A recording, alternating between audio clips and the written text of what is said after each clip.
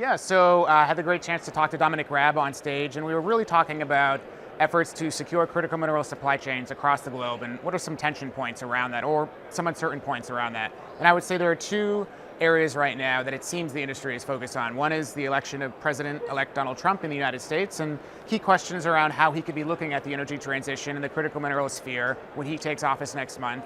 The second is the increasing trade tensions between Washington and Beijing, and we saw earlier this week that Beijing has blocked exports of certain critical minerals to the United States, which is basically seen as a tit for tat and a trade war that has been escalated by Washington's maneuvers on semiconductors and other chip-related products. So I would say those are the two key tension points that folks around the world are focused on, and we talked about that on stage. Well, I mean, it was great to talk with Dominic Raab, who used to be the Deputy Prime Minister of the United Kingdom and now is an investor, to hear from him to basically share his perspective on these really complex areas. And for me, it really starts with the conversation. So how do we take that information that we got and have conversations more broadly?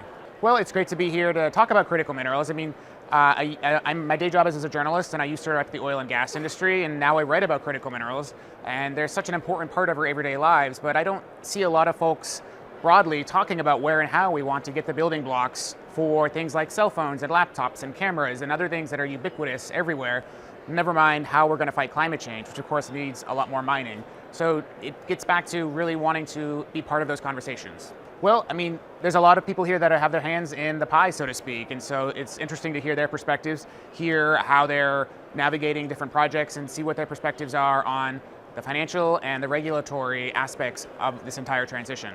Well, I love all my people that I talk to equally, so I'm really looking forward just to talking to folks across the world. I mean, there's a whole group, really, of people from all corners of the globe, and so it's a fascinating time to be here to talk to them.